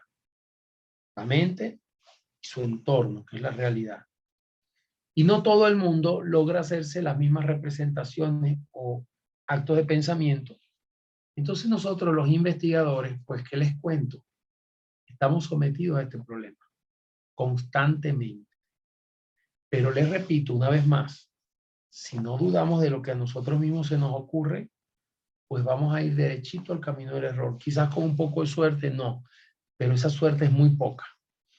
Entonces, los mecanismos mentales, se los voy a decir rápidamente, por experiencia y por formación que tuve, hasta llegó un momento en que yo no lograba entender por qué, cómo funciona esto de investigar o trabajar en inteligencia, que la gente piensa que trabajar en inteligencia es andar como el superagente 86 con un misterio y escuchando llamadas telefónicas y buscando informantes o robando documentos, que eso es inteligencia. No. Yo cada día estoy más convencido que investigar o hacer inteligencia no es más que una práctica del conocimiento y la comprensión de lo social. Si nosotros logramos entender las relaciones que ocurren dentro del sistema social, nosotros no podemos, o del sistema internacional, cuando se trata de inteligencia exterior, problemas entre países, jugadas en el tablero político internacional, si no logramos entender el conocimiento de lo social a través de eso, siempre nos vamos a equivocar, siempre nos van a engañar. Y historias sobre esto tienen los americanos en cantidad, de las equivocaciones, los errores en las estimaciones de inteligencia que han hecho en muchos casos de guerra, conflictos, etc. Los errores en las estimaciones por prejuicios cognitivos. Los prejuicios cognitivos son de 4 tipos. Uno son el sesgo de percepción, que dentro de él está el sesgo de confirmación, que se los decía hace unos minutos, el sesgo de resistencia y el sesgo de ambigüedad. La percepción, les cuento, es parte del funcionamiento del sistema psíquico. Yo diría que el sistema psíquico tiene 3 dispositivos. Y pongan cuidado con esto porque cada mente cada mente es un sistema psíquico que está tratando permanentemente de producir conocimiento acerca de la complejidad del mundo exterior y hacerse representaciones del mundo exterior. Es decir, este vaso es un objeto físico, pero yo me lo represento en la mente. Y a veces quizás sin estarlo viendo, puedo tenerlo en mente. Tengo en mente el vaso con agua, pero no lo tengo al frente. Y eso significa que el vaso existe o no existe. Sí, el vaso existe. Y yo lo tengo representado en mi mente a través del sistema de memoria, pero eso no significa que el vaso esté frente a mí. Entonces, cuando uno investiga delitos y estas cosas que no están muy claras, esas cosas pasan. A ver, estoy frente a la evidencia correcta. Estoy percibiendo los hechos como realmente son. La percepción, junto a la memoria y al razonamiento, a la racionalidad, son los dispositivos básicos del sistema psíquico humano. La percepción, que son los sentidos por los cuales vemos, olfateamos, probamos el gusto de las cosas, escuchamos o tocamos, los sentidos de la realidad física, son los que nos dan la percepción. La memoria, como ustedes saben, tiene también internamente sus subsistemas, la memoria de trabajo, la memoria a mediano plazo, la memoria a largo plazo, y asimismo la racionalidad como sistema, que esa es la parte que aprendemos. Nosotros aprendemos a pensar. Cuando estamos aprendiendo a investigar, nos explican cómo pensar la investigación, que es lo que yo les estoy diciendo a ustedes en este momento. ¿Por qué? Porque cuando hacemos investigaciones podemos equivocarnos. ¿Por qué podemos equivocarnos? Por el tipo de respuestas hipotéticas que nos damos y por el manejo que hacemos de nuestras propias respuestas hipotéticas y por el manejo que hacemos de la información que nos llega de otras personas o la información que nos llega del análisis de evidencias. Por ejemplo, hubo un caso muy famoso en Venezuela en los años 60 de una chica que apareció muerta en su habitación con varias puñaladas. Cuando le hicieron el examen médico forense, se dieron cuenta que había sido violada, o mejor dicho, que había tenido relaciones sexuales. ¿Ok? Y que luego de las relaciones sexuales fue asesinada. Entonces, ¿quiénes vivían en su casa? La mamá de ella y un hermano. Y la chica tenía novio. Y el hermano era el cura del pueblo. Entonces, lo último que se imaginó la policía es que el cura tuviera algo que ver con eso. Y cuando se pusieron a interrogar a las amistades de la familia, se dieron cuenta que el hermano cura hacía unos despliegues de celos terribles con su hermana. Incluso el novio de la muchacha, que lo detuvieron porque pensaron que él tenía algo que ver con el asunto, el tipo muy tranquilo decía, no, pero ¿cómo voy? Entonces él sí hizo referencia a las situaciones que se presentaban con el hermano, pero el hermano era cura. Entonces ahí empezó a actuar el prejuicio de resistencia ante una evidencia, pero no puede ser que el cura, mire mi amigo, nada está seguro en una investigación hasta que llegamos a consolidar todas las piezas y se crea una convicción plena de la ejecución del hecho, de los medios idóneos para realizarlo y de las circunstancias que nos permiten obtener el convencimiento en base a la sana crítica, la racionalidad del juez, de que allí hubo un delito y que el autor fue este señor. ¿Alguien me pregunta? Ok, parece que escuché una voz allí. Bueno, continuemos. Y el sesgo de percepción basado en la ambigüedad es cuando no tenemos claras las cosas y le damos significado que no son. Yo quisiera poder darles a ustedes ejemplos particulares de cada uno de estos tipos de sesgos, pero no terminaríamos en menos de 2 o 3 horas más. A mí me queda la inquietud de que quizás a ustedes les pueda interesar mucho entender cómo funcionan estas cosas para equivocarnos cuando estamos tratando de comprobar o de obtener conocimiento detallado de un delito a través de la investigación. Pero en la medida que el tiempo nos lo permita, les voy a ir haciendo algunas ilustraciones. Como les decía, hay 4 tipos de sesgo: el de percepción, el de evaluación de evidencia, el de percepción, causalidad, perdón, la percepción de causa y efecto, y el de estimación de probabilidades. Pasemos acá, viene el de evaluación de evidencia. Ok. Fíjense, hay los psicólogos, hay un libro muy famoso que creo que yo lo tengo por ahí a mi alcance. Está aquí. Este libro, que es muy famoso, se llama Pensar rápido, pensar despacio, de Daniel Kahneman. Este señor, siendo psicólogo, se ganó un premio Nobel de Economía, porque él hizo un trabajo para explicar cómo los prejuicios nos guían las decisiones económicas. Qué compramos, qué no compramos, qué es lo caro, qué es lo barato, qué es lo útil, qué es lo inútil, que son decisiones todas basadas en criterios de economía personal.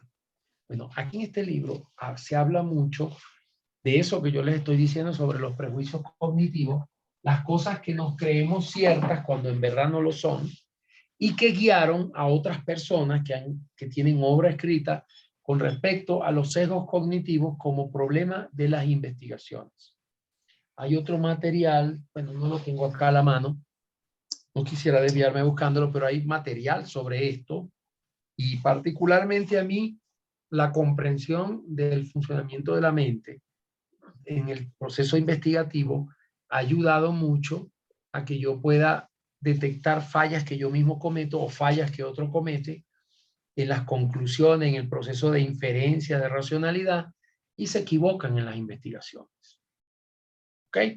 Bueno, en la evaluación de evidencias, que es cuando aplicamos aquella matriz de correlación y empezamos a encontrar evidencias, rastros, piezas, cosas, hay unas evidencias que guardan consistencia. Sin embargo, esta consistencia no, es muy variable, ¿no?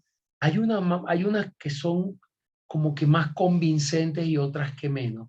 Pero cuando los prejuicios se conectan, podemos tratar de darle mayor consistencia a una evidencia porque estamos tratando de que nos confirme una creencia, algo que ya tenemos preconfigurado en nuestra mente.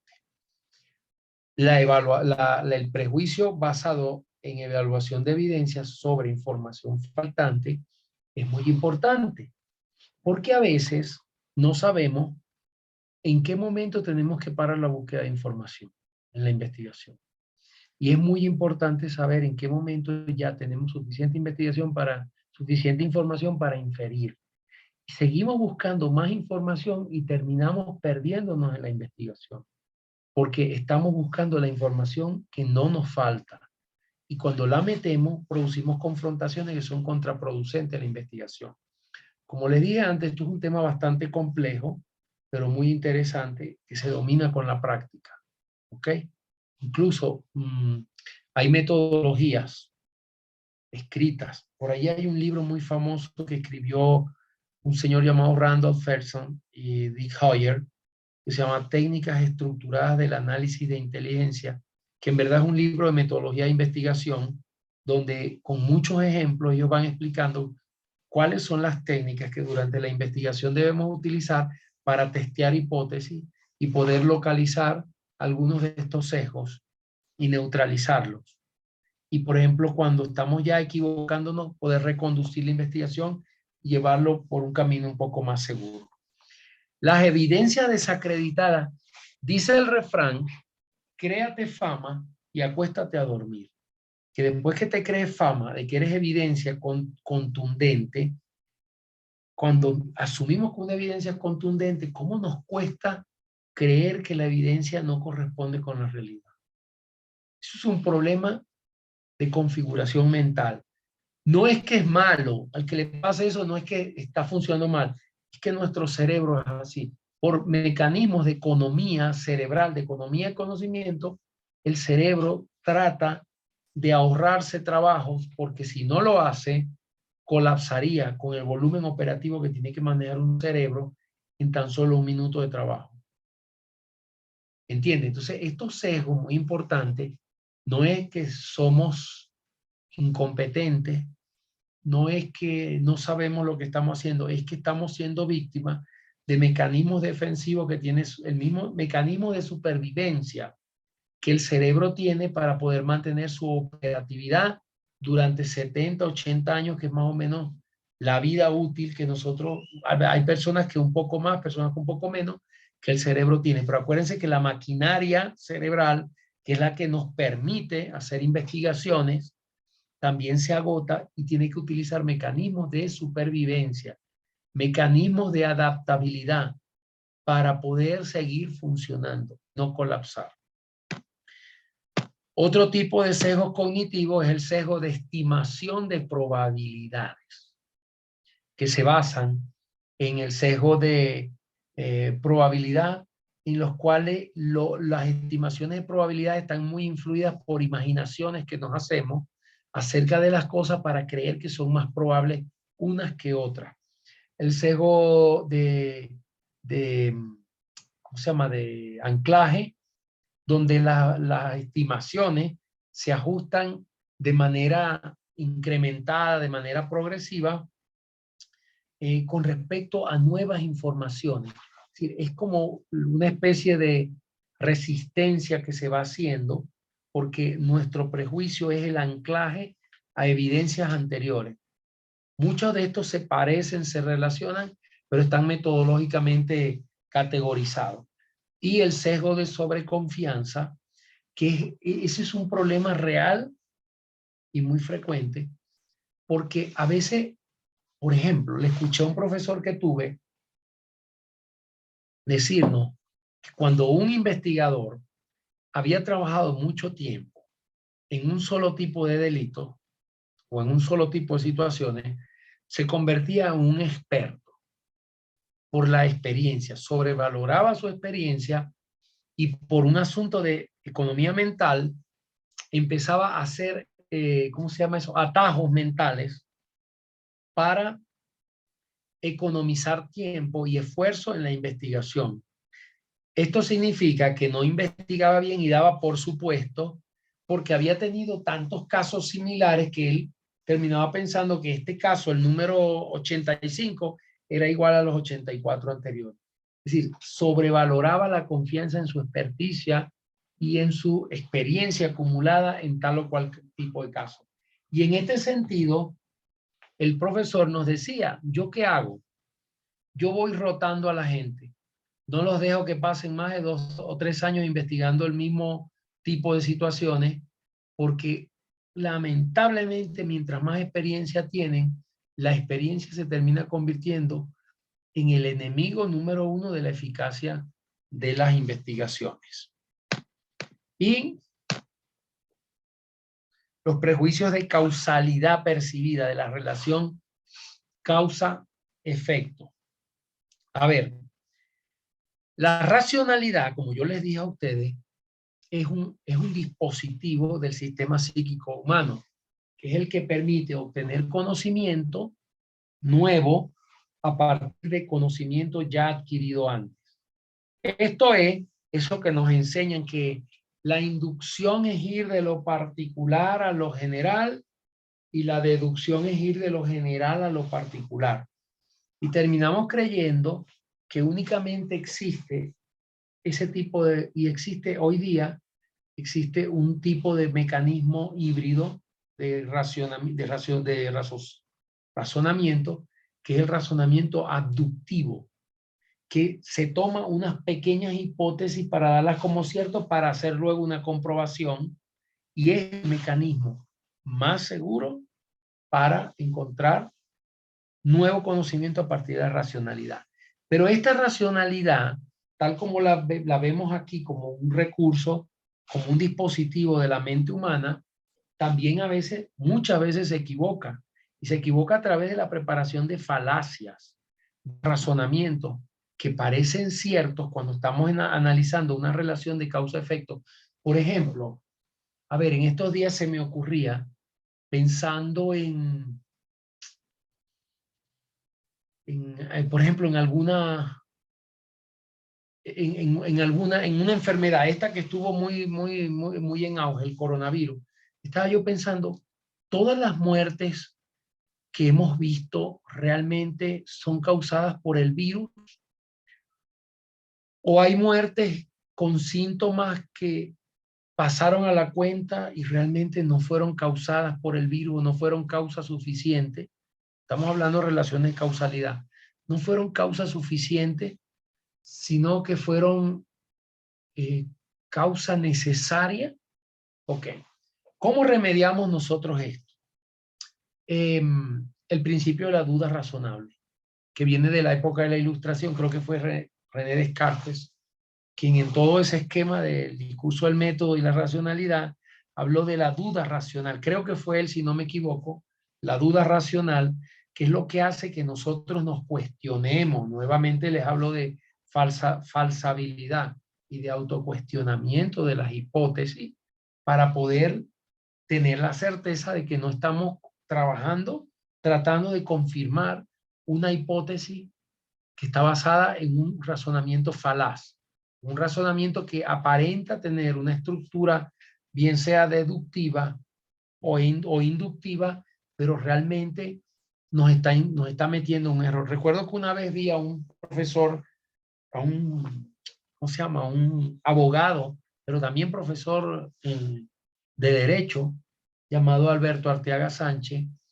que en un juicio muy famoso que hubo, que incluso algunas partes fueron televisadas, cuando el fiscal acusó, él se paró y dijo: señor juez, el razonamiento del fiscal obedece a la falacia a la falacia del segundo término, que equivale a decir que el perro, equivale a algo como decir, si el perro es un mamífero, el gato también es un mamífero, todos los perros son gatos, todos los gatos son perros. Es decir, esa racionalidad engañosa que amerita que nosotros estudiemos en profundidad los mecanismos de la lógica para no caer en este tipo de sesgo y perjudicar las investigaciones.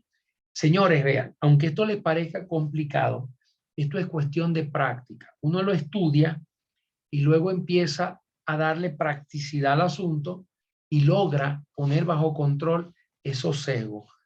A mí particularmente me ha sucedido en las investigaciones, cuando yo oigo algunas exposiciones o algunos argumentos de alguien, yo detecto dónde hay razonamientos falaces, pero eso es práctica. Eso hay que practicarlo, eso hay que ejercitarlo mucho. Eso no se logra en 2 o 3 días, eso es mucha práctica y mucha discusión. Si ustedes consiguen a alguien que le guste eso y les permita a ustedes hacer debate y discusión y diálogo sobre esto, terminan entendiéndolo mejor. Obviamente también hay que estudiarlo, hay que entenderlo y hay que buscarle el sentido en el trabajo de investigadores que hacemos. Y la falacia de atribución es cuando, por ejemplo, tomamos el comportamiento de otras personas y lo atribuimos a condiciones personales. Es decir, no separamos el comportamiento de las atribuciones que leemos. Por ejemplo, lo que yo les decía de, sí, todos los expresidiarios terminan delinquiendo de nuevo. La condición de expresidiario justifica de manera causa-efecto que el tipo vuelva a delinquir o no vuelva a delinquir. Eso es un sesgo de conocimiento. Cuando nosotros estamos en presencia de este tipo de circunstancias en una investigación, tenemos que tratar de falsear, de buscarle la debilidad al argumento, y si no se la encontramos, por defecto, la hipótesis adquiere valor en la investigación y puede, ¿cómo se dice? Y puede permanecer en el conjunto de hipótesis que están guiando la investigación. ¿Ok? Pero mi mayor recomendación es a ustedes que se están iniciando que están en esta certificación, tratar por todos los medios de hacer práctica de estas cosas aún en situaciones simuladas. Es decir, en cosas que no son investigaciones reales podría ser hacer el ejercicio, entender que la maquinaria mental, que es lo que la naturaleza nos ha dado para poder defendernos del entorno, mejor dicho, para poder procesar la complejidad del entorno y poder representarnos la realidad que nos rodea, hay que saber cómo funciona y no es difícil entenderlo porque hay mucha obra escrita a través de la memoria, cómo funciona la memoria y las fallas que a veces tiene la memoria que ni siquiera se deben a enfermedades, sino a mecanismos de supervivencia del cerebro, a la percepción y cómo la percepción es lo que nos pone nos acopla con la realidad, con el entorno real, con lo que tenemos a nuestro alrededor. Y el razonamiento, que es lo que nos permite elaborar nuevo conocimiento con respecto a conocimientos que ya tenemos formados de antes. En el razonamiento, como mecanismo para crear nuevo conocimiento, que por cierto, ninguna otra criatura tiene los niveles de conocimiento y de manejo de racionalidad que tenemos los seres humanos, y esto creo que se debe precisamente al tipo de estructura que tiene nuestro cerebro, es lo que nos permite encontrar o darle respuestas en una investigación a situaciones desconocidas, a situaciones preocupantes, a situaciones que interesan a alguien aclarar, por lo cual nos piden nuestro servicio, nos piden nuestro apoyo, nuestra ayuda profesional como investigadores. Con esto, a ver cuánto tiempo queda, nos quedan 15 minutos. Abramos Marcos, si estás allí, abramos una sesión de preguntas y respuestas. Sí, adelante. Maneja tú el auditorio. Okay, adelante, Luis. Dale. Manejemos entonces, podemos pasar a una sesión de preguntas y respuestas. Dale. Esto es complejo. Yo sé que hay interrogantes porque es casi imposible dejar esto tan aclarado, porque a medida que vamos aprendiendo nos van saliendo nuevas respuestas y a la vez nuevas preguntas. Adelante a los participantes, a ver, van levantando o van escribiendo en el chat. Déjame ver qué hay en el chat de preguntas. A ver, vamos a ver qué preguntas hay aquí, las vamos aclarando. Un momento. A ver. Sí.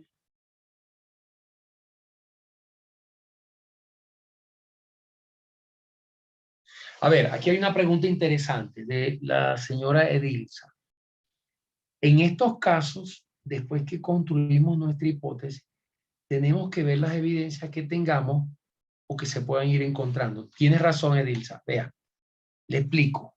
No sé si ustedes se acuerdan que la vez pasada, cuando yo les decía, había una parte de la conferencia anterior que decía el detective como científico.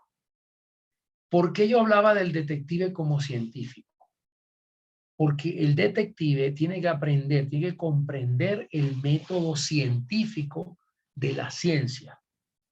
Y esto es la estructura de trabajo del investigador, del detective, es parecida a la estructura de trabajo del científico, el que está investigando una bacteria, una enfermedad, el físico que está investigando el comportamiento de una partícula, el químico que está investigando el comportamiento de una molécula, el biólogo que está investigando el comportamiento de algunos elementos en un ecosistema, empieza observando el problema.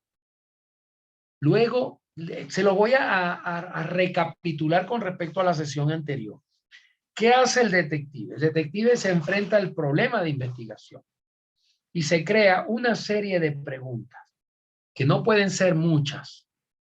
No pueden ser que yo en una investigación de principio me voy a crear 25 preguntas, porque finalmente no voy a poder organizar el trabajo. Yo me debería crear una pregunta general y unas subpreguntas, 3 o 4 preguntas subsidiarias, ¿no? Sobre la primera vista del problema. Cuando yo me hago esa pregunta, inmediatamente me surgen posibles respuestas. Esas posibles respuestas son las hipótesis. Recuerden, una hipótesis no es más que una respuesta posible a un problema del cual no tenemos respuesta en este momento. ¿Ok? Entonces, con ese primer conjunto de preguntas de investigación y ese primer conjunto de hipótesis que presuntamente las responden, empezamos a buscar evidencias. Ok, si esto fue así, debería haber este tipo de evidencia. Y esas hipótesis, disculpen que me salté un pedacito, esas hipótesis se forman cuando ustedes empiezan a usar ese gráfico de correlaciones que yo les puse allí, porque vamos encontrando piezas del rompecabezas. Y cuando nos vamos encontrando las piezas del rompecabezas en distintos lugares, le vamos poniendo posición y vamos empezando a tener los primeros abordajes de conocimiento del caso. Allí creamos las preguntas en base a eso, ahí creamos las respuestas presuntas, que son las hipótesis, y volvemos en una segunda tanda, una segunda vuelta, volvemos a confrontar nuestras hipótesis y a descartar las que sean falsables, las que no se correspondan con las evidencias que tenemos. Mientras hacemos eso, seguimos haciéndonos más preguntas de acuerdo al esquema y vamos a terminar cerrando cada vez más el grupo de hipótesis. Eso es lo que llaman, en inglés le dicen Analysis of Competing Hypothesis. Análisis de hipótesis en confrontación. Porque las hipótesis empiezan a chocarse entre ellas. Con los elementos, y cuando esta se confirma, entonces le desvirtúa elementos a la otra. Y allí, cuando se van falseando, se van debilitando unas y se van fortaleciendo otras. Y siguen en competencia hasta que llega el momento que solo una o quizás dos, a lo más, son las que están más cerca de ser comprobadas. Hacemos un poco más de investigación y es casi probable que a través de esta metodología que está estructurada podamos aclarar el caso y terminarlo. Orientación, sesgo. Sí, sesgo se escribe de esa forma que me lo preguntan. A ver, dice aquí Edilza, profe, muchas veces pasa también cuando el modo operandi es el mismo. ¿Qué pasa en esos casos? A ver, Edilza, si estás allí. Sí, profesor. Explícame mejor esa pregunta. Con respecto a qué... Es que cuando usted explicó sobre el sesgo, ¿no? Dio un ejemplo que muchas veces nos acogemos a, por ejemplo, disculpa la redundancia, dio el ejemplo del vecino que estaba detenido y que solamente por ser el que ya había tenido casos penales, automáticamente lo señalamos como que si fuese la persona principal, por decirlo. Por el principal sospechoso. Ajá, exacto, principal sospechoso. Entonces, en ese caso yo preguntaba que cuando a veces la persona o el delito que se da, el hecho que se da, se tiene un medio operante igual. O sea, por ejemplo, si X persona que prácticamente ha sido detenido por robar un banco y resulta ser que muchos años atrás, hoy en día se da un modo operante el robo del banco prácticamente igual al que hizo esa persona. Entonces, automáticamente podemos señalarlo solamente por el modo operante que tuvo. Entonces, esa es la parte que yo le decía que en esa parte, como usted decía, que a veces caemos en el sesgo, que no debemos, pero a veces también se dan estas clases de cosas como el mismo medio. Está perfecto. Ajá. Está muy bien lo que tú estás diciendo, pero vuelvo y te repito. A ver, tú me dices, sí, él le asaltó un banco una vez y entonces pasaron un asalto exactamente igual. ¿Qué más puedo pensar yo? Tiene que haber sido él. ¿Ok? Pero eso es hipótesis. Eso es hipótesis. Entonces, y es hipótesis que puede estar contaminada por el sesgo. Perfectamente, factible. Lo que pasa es que la metodología que tenemos que asumir para descartar esa hipótesis o la hipótesis va a terminar, si en verdad ese fue el hombre, la hipótesis va a terminar confirmada, pero se confirma por defecto, no por norma, es lo que te quiero decir. No se confirma por norma, no es la norma, es la excepción, se confirma por excepción. No sé si me captan la idea. Es decir, a medida que vamos tratando de buscarle la falsabilidad a cada una de las hipótesis, porque es que si no lo hacemos así, entonces le damos solidez al sesgo. Permitimos que el sesgo nos controle nuestra investigación. ¿Por qué? Porque sí, bueno, es que el caso es igual. Quizás no fue él, porque un asalto no lo hace un solo hombre. Un asalto lo hacen entre varios, lo organizan y lo ejecutan entre varios. Y si fue alguno de los que trabajaba con él antes. Pero ¿cómo hacemos para eso? Tenemos que poner en duda racional la hipótesis y tratar de buscar cosas, evidencias, circunstancias, indicios que la ataquen. Pero si la hipótesis es buena y si ese es el hombre, pues no va a haber indicio que la debilite. Va a ir debilitando otras. Los indicios van a ir debilitando otras. Hay métodos para esto, ¿no? Yo no sé de repente, Marcos, si me estás oyendo, porque es que esto es apasionante, ¿no? Marcos, si tú me estás oyendo, esto Sí, es materia, esto es materia de otro curso, para que sepa, ¿no? Es materia de aprendizaje más profundo, más avanzado. ¿Cómo hacemos eso? Hay métodos, yo los conozco, ¿no? Matrices que se elaboran, incluso hay software. Hay una compañía en Estados Unidos que se llama Palo Alto Research Center, que era una agencia que le da servicio al gobierno de Estados Unidos, a las agencias de ejecución de la ley, a la DEA, al Servicio Secreto, al FBI, a las agencias de ejecución de la ley, que llaman Law Enforcement Agency, que preparó software y se lo vendió al gobierno para facilitarle el trabajo a los investigadores. Entonces, a medida que van apareciendo evidencias, ¿qué hacen ellos? Les van dando valoraciones de acuerdo a códigos y los van colocando, y luego el mismo software es el que le pone en orden las hipótesis y le saca cuáles son los aspectos débiles de cada hipótesis para seguir investigando sobre ese aspecto débil a ver si terminamos desvirtuándola. Porque el trabajo es descartar, desvirtuar, atacar nuestras propias hipótesis, en lugar de salir a buscar cosas que las confirmen. ¿Por qué? Porque cuando salimos a buscar elementos para confirmarlas, terminamos cayendo en error, porque nuestra mente nos engaña. Es normal que nuestra mente nos engaña. Nuestro cerebro nos engaña. Entonces, pero no es malo, el cerebro nos engaña, como les dije, porque hay mecanismos de supervivencia que el cerebro tiene para hacer economía de esfuerzo, si no colapsaría. Una persona que pueda almacenar en memoria todo, desde que tú sales de tu casa hasta que llegas al trabajo, ves miles de carros de colores, pasas semáforos, se te atraviesan autobuses motorizados, y todas esas cosas que están en el mundo exterior, el cerebro no las almacena, las percibe, pero las borra de inmediato. Ese tipo de cosas, ese tipo de mecanismos, lo que le permiten al cerebro es hacer economía para poder sobrevivir, poder mantenerse. ¿Ok?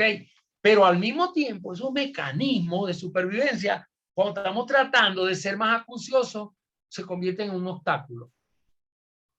Por esa razón es que existen, yo creo que por aquí, quizás lo tengo cerca. Aquí está, mira. Aquí está un excelente trabajo. Los muestro acá, vean. Este es el libro.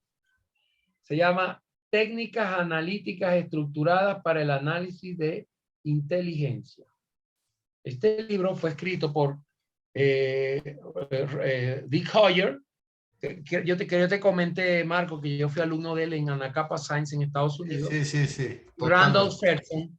Estos señores trabajaron toda la vida en inteligencia. Y después de viejos, cuando ya estaban viejos y retirados, se dedicaron a hacer como el post-mortem de sus propios errores y hicieron un trabajo un poco multidisciplinario, tomando trabajos de filosofía de la ciencia, de psicología del conocimiento, de muchas cosas, de eso que hizo Daniel Kahneman. Yo conocí el trabajo de Daniel Kahneman estudiando los libros de esta gente. ¿Ok? Porque le trataron de dar base científica al trabajo que hacemos los investigadores. ¿Para qué? ¿Para qué sirve esto? Esto sirve, por aquí tengo otro, mira. Este que está aquí. Este fue publicado por el gobierno de los Estados Unidos. Se llama como un abecedario del tradecraft. Yo no sé, Marco, si tú has escuchado esa palabra. Esa palabra la usan mucho en los grupos de inteligencia, el tradecraft, que eso no tiene una traducción literal en el español. El tradecraft es como la habilidad para desentrañar significados cuando estamos haciendo una investigación. Ese es el tradecraft. Entonces, el abecedario del tradecraft, técnicas analíticas estructuradas para mejorar el análisis de inteligencia. Pero ese análisis de inteligencia es lo mismo que hacemos cuando estamos investigando un caso. Es lo mismo, tal cual. Sí, de eso nos sirve a nosotros totalmente, porque eso es lo que hacemos. Investigación. Las agencias de inteligencia, ¿qué hacen? Investigación. Producen estimaciones. Esto puede pasar, esto no puede pasar, esto es lo peor, esto es lo mejor. Nosotros en investigación casi siempre hacemos retrospectiva. Por cierto, la retrospectiva de casos también tiene sus sesgos. Cuando nos ponemos, porque es importante estudiar otros casos, lo que decía la señora. Sí, es el modus operandi que nos guía, pero nos guía porque nos permite preparar hipótesis. Pero ese recurso